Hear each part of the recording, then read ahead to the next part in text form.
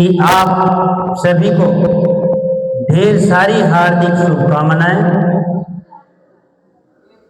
और भारत के प्रथम प्रधानमंत्री पंडित जवाहरलाल नेहरू के जन्मदिन को बाल दिवस के रूप में मनाया जाता है। हम उन्हें कोटि कोटि नमन करते हैं। वे हमारे देश के पहले प्रधानमंत्री थे। इनका जन्म 14 नवंबर 1889 को इलाहाबाद, जो इस समय प्रयागराज है, वहां पे हुआ था। इनके पिता मोतीलाल नेहरू थे। इनकी माता का नाम स्वरूप रानी था और अगर पत्नी का नाम कमला नेहरू था और इनकी बेटी का नाम इंदिरा गांधी था। तो ये कश्मीरी ब्राह्मण थे। ये हमारे देश के प्रथम प्रधानमंत्री थे और यह बाल दिवस जो है कि संयुक्त राष्ट्र संघ द्वारा की 20 नवंबर 1959 से मनाया जाता है, लेकिन भारत ने जब 27 मई 1964 को जवाहरलाल नेहरू का निधन हो गया तो भारत सरकार ने इनके जन्मदिन को बाल दिवस के रूप में मनाने का निर्णय लिया और 1964 से ही हर वर्ष 14 नवंबर को बाल दिवस के रूप में मनाया जाता है। चाचा नेहरू बच्चों से बहुत प्रेम था। बच्चों से बहुत प्रेम था। वो कहा करते थे, बच्चे आज के युग की कली हैं जो कल देश के फूल बनेंगे। उनका कहना था कि बच्चे देश की रीढ़ की हड्डी हैं, भविष्य की नींव उन्हीं पर निर्भर है। बाल दिवस एक उत्सव नहीं है।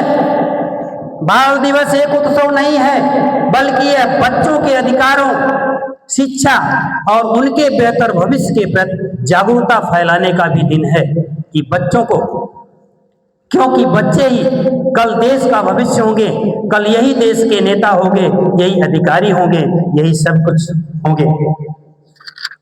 तो नेहरू ने बच्चों को एक राष्ट्र की वास्तविक ताकत और समाज की नींव के रूप में देखा था।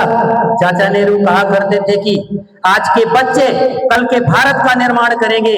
हम जितनी बेहतर तरह से बच्चों की देखभाल करेंगे, राष्ट्र निर्माण भी हमारा उतना ही बेहतर होगा। दरअसल बाल दिवस की शुरुआत किए जाने का असल मकसद ही बच्चों की जरूरतों को पहचानना, उनके अधिकारों की रक्षा करना और उनके शोषण को रोकना था, ताकि बच्चों का समुचित विकास हो सके। बाल दिवस राष्ट्र के भविष्य के कर्णधारों में सद्गुणों के बीच होने का दिन है। अच्छी शिक्षा, प्रेम, अच्छे व्यवहार के जल सिंचन से यह बीज अंकुरित होगा, पुष्पित होगा और उनकी खुशबू से देश फलेगा और फूलेगा। चाचा नेहरू ये देश के पहले प्रधानमंत्री और विदेश मंत्री भी बने थे। इनकी विदेश नीति की पूरे विदेशों में चर्चा होती है और सभी देशों ने इनके पंचशील सिद्धांत को, गुट निरपेक्षता को महत्व दिया, जो शांति और अहिंसा, वसुधैव कुटुंबकम पर आधारित थी, जो महात्मा बुद्ध और अशोक और महात्मा गांधी के विचार थे।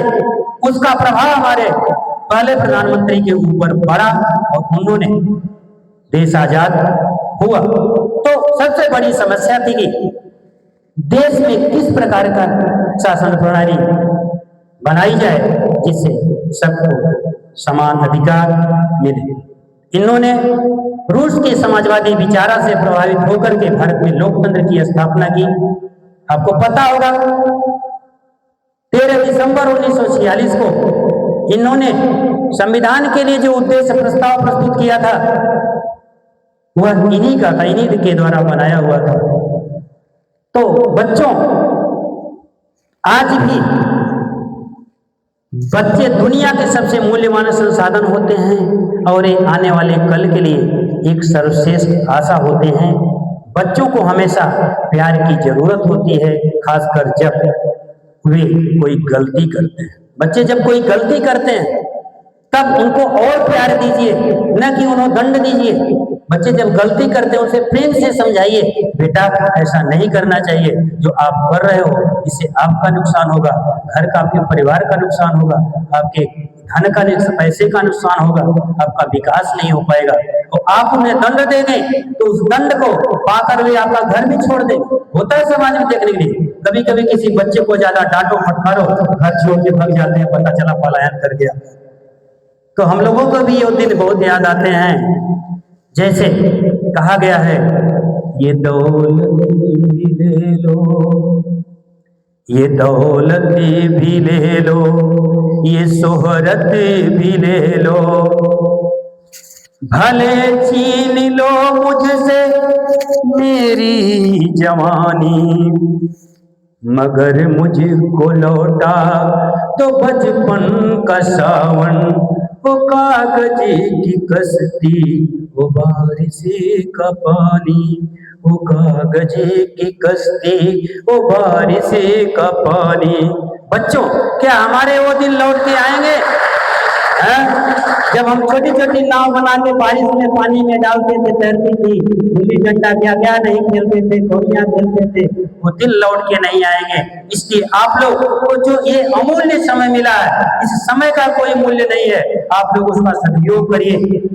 आज के बच्चे यही पुकारा करते हैं, क्योंकि उनसे प्रेम लोग नहीं करते, बहुत कम प्रेम करते हैं।